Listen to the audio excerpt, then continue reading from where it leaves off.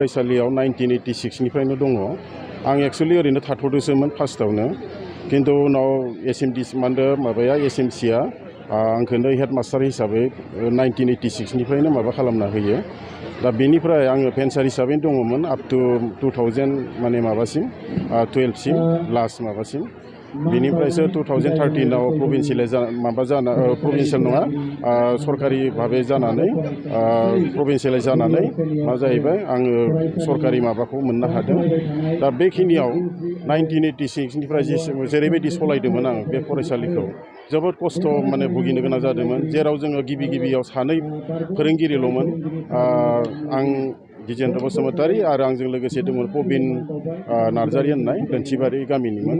जों सानैजोंनो फार्स्टआव जों गिबि माबा खालामदोंमोन।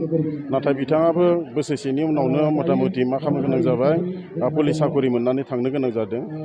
बेनिफ्राय बेबायदिनो जोबोद दुखु जाल्लानि गेजेरजों जिहेतु गंसेल' बर' मिडियाम बे कुमारिघाटा ओनसोलाव जोङो माने माबानो गोनां जादों।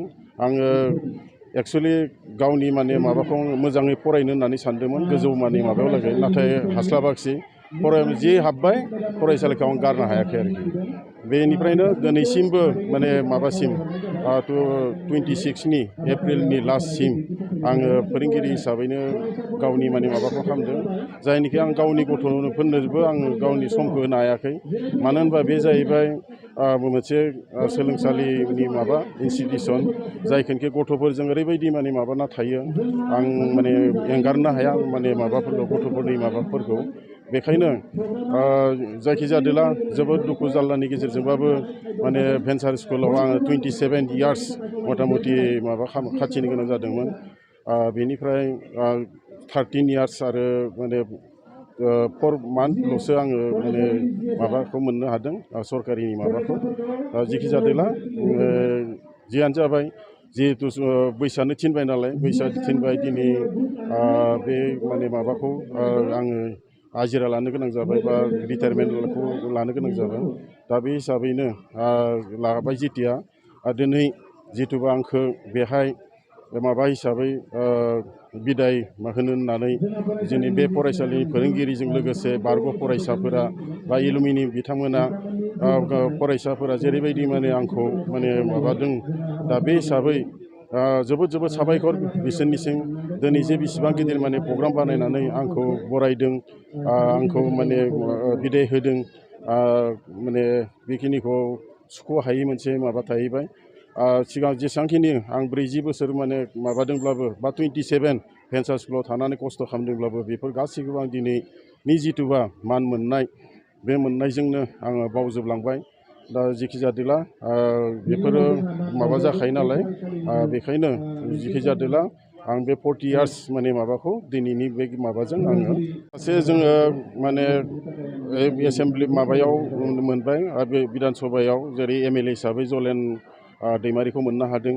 बेजों लोगोसे APSC पास जानानै BDO मोननाय बिरबल ब्रह्म, बेनिफ्रायबो साबजेक्ट टिचार बा प्रफेसार, बेबायदिनो हाइ स्कुलनि टिचार आरो लोगोसे ME स्कुलावबो माने टिचार मोननाय, आरो लोगोसे LP स्कुल, बेजों लोगोसे डिफेन्सआवबो गोबां दङ दिनैफ्राय नुनो मोन्दों, आरो गन्थक बा बायदिसिनायावबो नुनो मोन्दों माबादों। बिनि बादैबो सोरबा सरकारि भाबै मोनाखैबाबो गुबुन प्राइभेट स्कुलफोरावबो प्रिन्सिपाल जाना दोङो। जेरै जोंनिनो दा बेहाय SMDCनि माबा जाना थानाया जायनिखि माने माबा जादों, बिबो आंनिनो बारग' फरायसा प्रिन्सिपाल UN एकाडेमि कुमारिघाटानि। आरो बेजों लोगोसे गुबुन माने फरायसालियावबो मा जाना दङ, बियो माने प्रिन्सिपाल बा हेडमास्टार जानानै दङ। दा थिग बिदिनो बिसोरनि माबाखौ नुनानै आंनि जेसेबांखिनि दुखु खस्थ' बेफोरो माने 27 इयार्सआव भेन्सार समाव बेफोर गासैबो गोमाजोबदों दिनैनि बे माबाखौ बिसोरनि जिथुबा अननाय सिबिनाय मान होनाय बेखौ नुनानै आरो।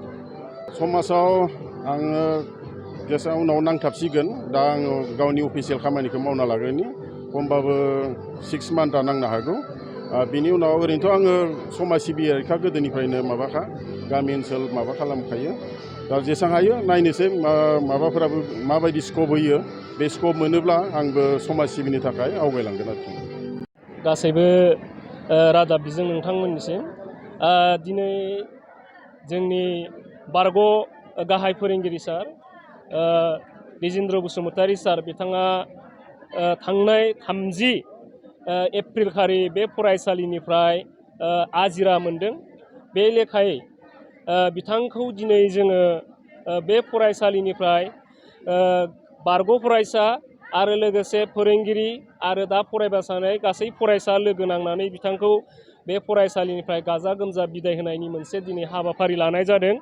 बे हाबाफारियाव जोंनि बारग' फरायसा बिथांमोनाबो जोबोद सहाय खालामदों आरो लोगोसेयैनो जोंनि फोरोंगिरि सार बिथांमोनाबो दिनैनि जा हाबाफारि बे हाबाफारिखौ जाफुंसार होनायाव जोंखौ जोबोद सहाय खालामदों। दा बिनि थाखाय गासैनिसिमबो साबायखर जासिनाय थाबाय। जिहेथु बे गाहाय फोरोंगिरि सार बिथाङा बे फरायसालियाव 40 बोसोर खामानि मावबाय। बे 40 बोसोर गोलाव खामानि मावनायाव बे फरायसालियाव बिथांनिफ्राय सोरजिजानाय गोबां फरायसाफोर मोजां फरायसाफोरा साक्सेसफुल लाइफ मोनसे दानानै लानो हादों। बिथांमोननि गेजेराव जोंनि बारग' तामुलपुरनि MLA जलेन दैमारि बिथाङाबो बे फरायसालिनि फरायसामोन। बेजों लोगोसेनो जोंनि दानि बरमा ब्लक डेभेलपमेन्ट ब्लकनि मानगोनां BDO बिरबल ब्रह्म बिथाङाबो मोनसे समाव बे फरायसालियाव 10 थाखोसिम फरायदोंमोन। दा बेबायदिनो गोबां फोरोंगिरिफोरजों लोगोसेयैनो गुबुन हाबा मावनानै जिउ खुंनाय गोबां साक्सेसफुल फरायसाफोर बे फरायसालिनिफ्राय ओंखारलांबाय। दा दिनैनि बे आजिरा मोननाय सानाव गाहाय फोरोंगिरि सार बिथां दिजेन्द्र बसुमतारी सारखौ आं बे फरायसालिनि गाहाय फोरोंगिरि जानानै बिथांखौ रोजा साबायखर जासिनानै बिथांनि इयुन जिउआ मोजां जाथों बेखौ आफा बोराइ बाथौनाव आर'ज गाबनाय थाबाय। बिथाङा आलो गोजोनैनो थाबाय थाथों बेखौ आसा खालामनाय थाबाय।